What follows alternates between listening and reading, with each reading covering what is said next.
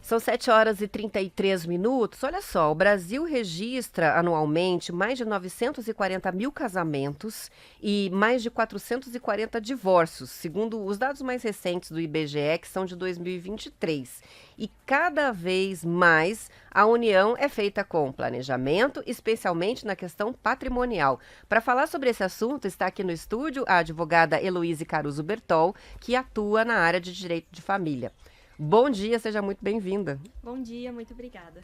Vamos lá, que com certeza os ouvintes vão ter perguntas também, e eu já deixo aqui o reforço para quem quiser participar, 419-9277-0063. Se você tem dúvidas, né, sobre casamento, sobre divórcio, partilha de bens, esse tipo de coisa, a gente vai conversar sobre isso a partir de agora. No casamento convencional, existem diferentes regimes de bens, e eu vou começar pelo começo mesmo. Quais são os regimes que existem hoje no Brasil e quais são as características e indicações de cada um? Perfeito. Então, hoje em dia no Brasil existem 4 regimes principais. O primeiro deles, que é a regra geral, ou seja, se o casal não pactuar de forma diversa, é o que vai se aplicar ao casamento, é a comunhão parcial de bens. Então, a partir desse regime, quando os cônjuges, né, se casam, o patrimônio que será partilhado entre eles será só aquele patrimônio adquirido na constância do casamento, de forma onerosa. Existe também a comunhão universal de bens, que engloba todo o patrimônio anterior e o patrimônio adquirido após o casamento, e também a separação, que pode ser a legal, quando a lei impõe que ela se aplique àquele caso, em algumas situações específicas, como, por exemplo, quando um dos cônjuges tem mais de 70 anos, e a partir dela, nada se comunica, tanto o patrimônio adquirido após o casamento quanto o patrimônio anterior. Há ainda o menos comum deles, que é a participação final nos aquestos. E por que ele é o menos comum? Porque ele calcula a porcentagem de participação, de rendimentos, do quanto cada parte contribuiu para aquele patrimônio. Então, ele é um regime bem complexo e que, em caso de divórcio, de necessidade de partilha, ele acaba se tornando bastante oneroso, trabalhoso, então, por isso é o menos utilizado. Esses são os principais hoje, e também é possível pactuar um regime misto, misturando cláusulas deles a depender dos objetivos do casal, né? Então, esses seriam os principais. Não precisa necessariamente se enquadrar, então, em um dos 4, dá para criar algo exclusivo para aquele casal. Com relação à comunhão parcial, quando fala assim, a partir do momento que casa, os bens são. Eu quero que você detalhe um pouquinho isso, porque eu acho que isso gera bastante dúvida, né? Então, exemplo, a gente entende que o patrimônio, por exemplo, que a pessoa já tinha acumulado antes, o que ela já tem na poupança, os imóveis que ela tem no nome dela, os veículos, esses não entram na divisão. Mas, vamos dizer, se a pessoa depois recebe uma herança, ou ela vende um apartamento, um patrimônio que é originário de uma herança, isso, como é que se divide o que é o que não é do casal a partir dali? Então, é um ótimo ponto, porque, de fato, a herança, ela não se comunica, assim como doações também, por exemplo, e frutos, ou mesmo... Aliás, frutos não, mas ou mesmo a venda de um patrimônio anterior particular, ele fica só com a parte que já possuía esse patrimônio anteriormente, né? Por exemplo, também os rendimentos, que são os proventos de trabalho, eles ficam com essa determinada parte. O que vai ser partilhado? Realmente a aquisição de bens imóveis, por exemplo, que vão ser adquiridos após a realização do casamento, assim, a título oneroso especificamente, ou seja, né, fruto do trabalho, ou de esses rendimentos mesmo anteriores. Se um casal está nesse regime, né, parcial de bens, e cada um tem a sua conta corrente e a sua poupança e os seus investimentos, esse dinheiro de ambos, ele é dos dois? Ele é dos dois. Há, inclusive, uma discussão doutrinária sobre isso, porque fica uma linha muito tênue entre o que seria os rendimentos dos proventos daquela pessoa e o que seria comum ao casal. Mas, especialmente quando há, por exemplo, investimentos em ativos, só para exemplificar, esse valor total é possível que seja partilhado entre os dois. Nesse que você falou que é mais incomum dos aquestos, que a gente quase não ouve falar, é calculado, por exemplo, né? Um imóvel é comprado pelo casal, é calculado quanto cada um contribuiu e aí a divisão é correspondente a esse percentual, é isso? É uma divisão mais na régua mesmo? Isso mesmo. Inclusive, recomenda-se que quem adota esse regime tenha uma contabilidade muito apurada, tenha um controle muito grande sobre seus rendimentos, suas participações, justamente porque se engloba tudo isso. E ao longo de anos de casamento, isso pode se tornar problemático na hora de uma partilha, né? Justamente por essa dificuldade de calcular quanto foi a contribuição de cada um. Pois é, tem que ter alguém para dar um suporte aí, né? Alguma pessoa de contabilidade, muito provavelmente um advogado, porque não é uma coisa muito simples de fazer. Eu tenho uns dados aqui que foram até vocês que mandaram, do Colégio Notarial do Brasil, que mostram que no ano passado, 2023, que é o dado mais recente, foram feitos mais de 54 mil pactos antinupciais nos cartórios do país, e é um aumento na comparação com 2020 de quase 30%. A gente acaba ouvindo falar de pacto antinupcial quando tá lendo notícia de fofoca de artista, de gente muito rica e tal. Mas a gente, pelos números, vê que não, que é algo que as pessoas têm feito com mais frequência. Explica pra gente o que é e por que estão ficando mais comuns. Bom, o pacto antinupcial, ele é um instrumento pelo qual as partes vão justamente escolher o regime de bens que vai reger a união delas. Se as partes desejarem adotar qualquer regime que não seja a comunhão parcial, ou mesmo desejam adotar a comunhão parcial, mas com outras regras específicas, é essencial que haja o pacto, senão vigorará o regime imposto pela lei. E por que ele vem se tornando mais comum? Bom, primeiro que a mídia tem noticiado cada vez mais essa possibilidade, especialmente justamente com pessoas famosas, né? Ficou bastante alto também até o contrato de namoro recentemente, então é um tema que tem sido levantado. Só que é um tema que ainda tem muito tabu, porque há aquele estigma entre as partes discutirem um possível divórcio ou mesmo uma partilha de bens decorrente do falecimento, assim como o testamento hoje é um tabu. Mas há uma recomendação muito forte, porque justamente a partir do pacto, as partes conseguem já prever objetivos futuros, se alinhar a eles, especialmente quando há um objetivo de ter filhos. Então, consegue, inclusive, dispor sobre regras do casal. Há uma discussão sobre isso, até se é possível ou não dispor sobre cláusulas existenciais, mas já há jornadas de direito civil que prevêem isso. Então, assim, quanto mais bem conversado, mais fácil será no futuro, até para que desde o começo haja um alinhamento entre o casal. As pessoas, eu acho que tem essa questão de desconforto em planejar as finanças de casamento, porque ninguém casa pensando em se divorciar. Mas o fato é que muitos se divorciam, né? Quais são os pontos que mais geram conflitos desse ponto de vista financeiro nos divórcios? Olha, há hoje justamente a maior parte das discussões que vemos, até do ponto de vista jurisprudencial mesmo, ou seja, dos precedentes dos tribunais, há bastante discussão, por exemplo,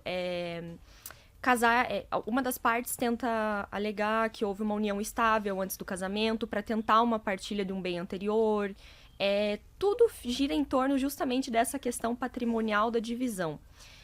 Ou então, por exemplo, hoje é algo muito comum também. Existe a súmula 377 do STF, que ela determina que quando forem justamente adquiridos bens, especialmente imóveis, ao longo do casamento, mesmo no regime de separação de bens, é possível que haja comunicação.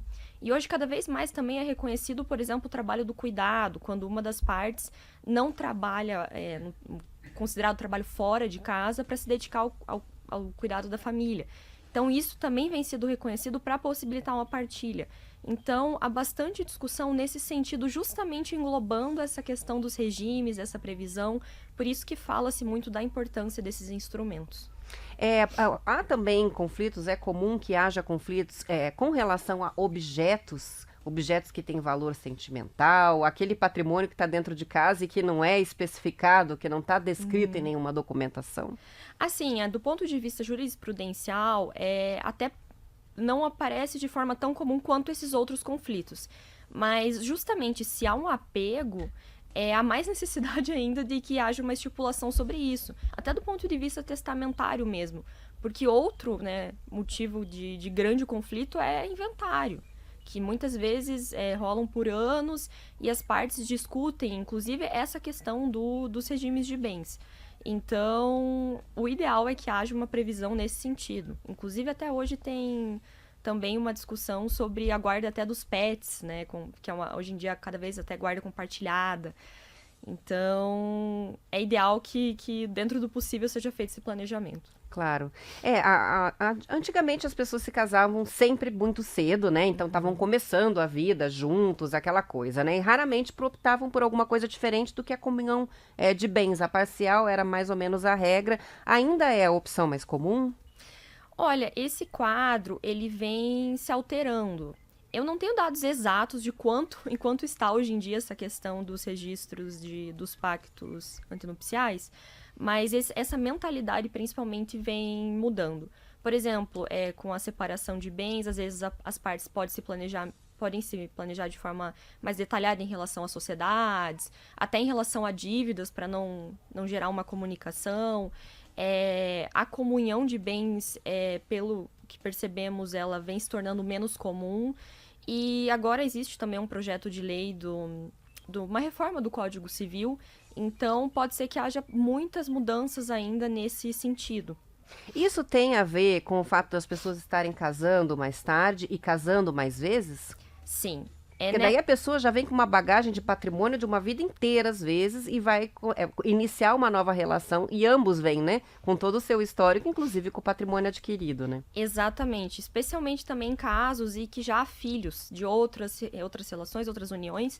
Então, cada vez mais se pensa nessa parte patrimonial, justamente. E também há um privilégio ali da autonomia da privacidade, da autonomia da vontade também dessas pessoas. Por exemplo, ainda que haja esse regime de separação legal de bens para quem possui mais de 70 anos, hoje já é permitido que essas pessoas elas alterem em pacto antinupcial. Então, se privilegia justamente cada vez mais se atingir esses objetivos que são objetos futuros das partes. E, inclusive, esse projeto de reforma do Código Civil, ele tende a privilegiar isso, um incentivo ao planejamento tanto sucessório quanto no decorrer das uniões. O Adilson está participando com a gente e ele pergunta o seguinte: como o saldo em conta conjunta com terceiros ao casamento, exemplo, pai, mãe, irmãos, é tratado no regime parcial de bens? Então, justamente, esse é um ponto que... E por isso, inclusive, a importância desse planejamento, justamente porque deve ser resguardado o direito de terceiro sempre. Não pode existir essa mescla de patrimônios, assim. Eles não podem ser afetados porque a pessoa decidiu se casar. Exato. E até, para dar outro exemplo nesse sentido... Quando há a pactuação de um regime pelo pacto antinupcial, para que haja alteração no decorrer do casamento, é necessária autorização judicial com um pedido motivado. Isso se dá justamente para não prejudicar, não fraudar credores, não prejudicar terceiros que tenham direitos e créditos, inclusive, em relação àquele casal. O Maurício faz uma outra pergunta aqui. No caso de um casamento com comunhão parcial de bens, em que há 3 filhos do casal e o falecimento da mulher, da esposa, o viúvo tem direito à herança que seria herdada pela falecida ou somente os filhos? Há direito, sim. A herança dela, que faleceu. Mas como é parcial, sempre há uma diferença entre também os bens particulares e os bens comuns. Então, nesse caso, deve ser feita a meação em relação aos bens comuns e, em relação aos bens particulares, há uma diferença entre por exemplo, porcentagens, parcelas que irá receber, né, a título de herança. Então, deve ser feito justamente um inventário com todo o arrolamento desses bens. O que acontece no caso do casal que vive junto, mas não oficializa nem casa, nem oficializa a união estável, do ponto de vista jurídico? Como isso é visto? Então, aqui é uma discussão bastante interessante, porque, hoje em dia a união estável ela é equiparada ao casamento. E para que seja configurada uma união estável, é necessário que haja uma relação pública, duradoura, contínua, mas que essencialmente haja um intuito de constituir família. E isso não é fácil de ser aferido. Então, por exemplo, morar junto, ter filho, isso já não significa, por exemplo, uma união estável. E muita gente foi morar junto na pandemia, né? E aí eu acho que foi aí que começou a crescer a questão do contrato de namoro, para poder dizer, não, isso não é um casamento, a gente só está dividindo o apartamento, não é isso? Exatamente. E o contrato de namoro, inclusive, até no último ano, por conta de jogadores de futebol assinando contratos nesse sentido, então ficou bastante em alta. E qual o intuito, né? O intuito do contrato de namoro, essencialmente, é identificar que não há o intuito de constituir família para não configurar uma união estável. E, por exemplo, esse contrato, ele se destina muitas vezes a justamente resguardar o patrimônio pregresso de uma pessoa. E há na jurisprudência também justamente a diferenciação entre namoro qualificado e a união estável. E um namoro qualificado, ele pode ser duradouro, pode ser público, pode ser contínuo, mas há o intuito de constituir família, e isso é o mais difícil. Então, justamente para evitar um litígio, para evitar uma judicialização, é que se fazem esses instrumentos para demonstrar expressa vontade das partes. Mas a jurisprudência, ela também admite que, por exemplo, em casos em que foi feito o contrato de namoro para fraudar, por exemplo, retirar o direito da outra pessoa a um patrimônio, judicialmente pode ser reconhecida uma união estável quando entender que há justamente esse intuito de ter uma família em conjunto, sabe? Então, por isso, quanto mais clara, expressa essa vontade, melhor resguardadas estão as partes. Ou seja, se é feito de má fé, pode ser descoberto e contestado pela outra parte numa situação, por exemplo, de divórcio depois, de separação depois, né? De tentar fazer parecer o que não é. Exato. E se um casal tem isso formalizado, né? Um namoro qualificado, mas tem filhos? Hoje em dia, ter filhos não significa necessariamente uma união estável. Inclusive, até a questão da coabitação, há julgados que mencionam que as partes elas podem morar juntos para dividir despesas. Há muito também discussão em relação a relacionamentos abertos, o que configuraria ou não, mas é bem difícil conceituar, mas o que se tem entendido judicialmente é essa questão da realmente compartilhar uma vida em comum, objetivos, valores, nesse sentido, sabe? E muitas vezes pode existir filhos em comum, mas não necessariamente configurar isso, sabe? Então, por isso é bem complicado e quanto mais expressa essa vontade, melhor é.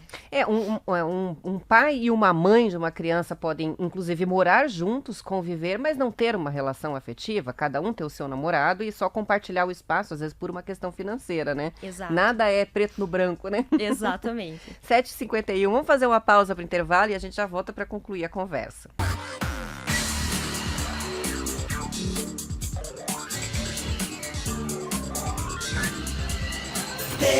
News. São 7h54. Hoje está aqui no estúdio a advogada Heloíse Caruso Bertol, ela que atua na área de direito da família e veio conversar com a gente sobre casamentos, sobre divórcios, sobre regimes de bens e está tirando várias dúvidas interessantes. Vamos colocar uma questão que tem aparecido muito no noticiário e aí fica a dúvida, né? E quando há uma relação entre mais de duas pessoas num casamento, como a gente tem visto, às vezes, os trisais, como é que a legislação e o direito veem isso? Então, cada vez mais o direito ele tem tentado abranger todas as modalidades de família mosaico que falamos hoje em dia, famílias recompostas, porque o que se privilegia hoje não são mais só os laços biológicos, mas principalmente os laços afetivos. E isso fica muito claro a exemplo dos casos de maternidade, paternidade socioafetiva, em que se reconhece por conta do vínculo entre as partes. Mas atualmente, a legislação ela prevê apenas o casamento monogâmico, ou seja, entre as duas partes. Então, há uma dificuldade nesse sentido. Inclusive, há até bastante discussão a respeito das famílias paralelas, quando acontece. Então, quem teria direito, né? Seria uma família legítima e a outra não? esse tipo de pensamento já é visto como um antiquado, mas ao mesmo tempo há uma dificuldade de regulação nesse sentido. Então, são situações complexas e que, por exemplo, incentivariam uma previsão, caso seja o desejo das partes, de um respaldo patrimonial, para que fosse pactuado em instrumentos particulares, fosse expressa essa vontade através de testamentos também, justamente por essa dificuldade no âmbito legal, essa imprevisibilidade nesse sentido. Quando a gente está falando de direito de família, né, e casamentos, relacionamentos, a gente está falando de mudanças que acontecem a cada pouco, né? O comportamento humano muda, os padrões da sociedade mudam. E dá a impressão assim, nem o advogado, nem o juiz tem todas as respostas. Por isso é tão interessante levar questões. Vocês precisam muitas vezes pensar soluções e muitas vezes trazer algo novo, não é? Sim, exatamente. Que nunca foi dito, nunca foi pensado, nunca foi escrito. Exatamente. A gente precisa entender, né, as questões legais e ver dentro disso também onde cabe a autonomia da vontade das partes. O direito, bom, o código anterior era de 1916, era um código com valores completamente diferentes do que nós temos hoje em dia. O Código Civil de 2002, ele foi redigido em 1970. Então, quando ele entrou em vigor, ele também já entrou em partes desatualizado.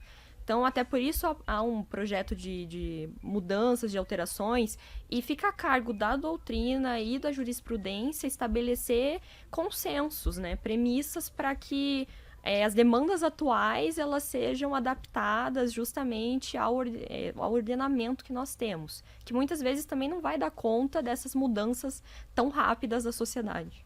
A autonomia financeira das mulheres, que é algo que mudou muito nas últimas décadas, ela interfere muito na escolha do regime de bens e na questão também de fazer pacto antinupcial? Bom, como eu até mencionei, no código anterior eram completamente diferentes esses valores. Partia-se de uma premissa bastante patriarcal, de que a mulher ela não teria essa autonomia financeira. A mulher, inclusive, por muito tempo foi considerada relativamente incapaz no código. Então, com esse crescimento dessa autonomia financeira, torna-se cada vez mais necessária justamente pleiteia-se mais uma divisão igualitária, tanto de tarefas não só no sentido financeiras, mas tarefas domésticas também. Hoje em dia privilegia-se a igualdade, tanto na criação dos filhos, quanto, por exemplo, no auxílio dentro de casa. Principalmente essa questão, fala-se muito de igualdade familiar, tanto entre cônjuges, quanto dos cônjuges para seus descendentes, ascendentes, cada vez mais justamente além de privilegiar a autonomia, também o afeto. Então, deveres e cuidados recíprocos entre as partes, não existindo mais uma hierarquia que existia antigamente. Inclusive, até antes se falava sobre poder parental, hoje em dia já fala-se sobre autoridade, muda-se até a nomenclatura para tentar se adequar a esses valores de uma forma mais equânime. Para a gente resumir, temos só mais um minutinho. Planejar, decidir como vai ser a questão do dinheiro e a divisão dos bens, não tem frieza nisso. É uma coisa necessária e importante, acho que até para ter a tranquilidade, né? Do casal que vai casar ou que decide formalizar uma união estável. A gente está quebrando esse paradigma de não podemos falar sobre dinheiro porque ninguém pensa em divórcio quando casa. Não, é essencial, inclusive para adequar e melhorar a convivência até durante a união, tendo todas essas premissas bem claras e que podem se alterar ao longo do casamento e podem, inclusive união estável também, e podem ser feitas mudanças pelas partes. Isso é essencial que haja essa conversa, né? Que haja dentro do possível sempre esse planejamento para justamente até tanto proteger os cônjuges quanto até seus filhos e outros dependentes. Maravilha, muito obrigada por tantos esclarecimentos. Um bom fim de semana. Muito obrigada para vocês também. Advogada Heloíse Caruso Bertol, que atua na área de Direito de Família. Conversa que fica disponível no nosso canal no YouTube, o TNews no ar, para você assistir e compartilhar depois. Vou encerrando por aqui, que já são 8 horas. Ótimo fim de semana para os ouvintes. Até segunda.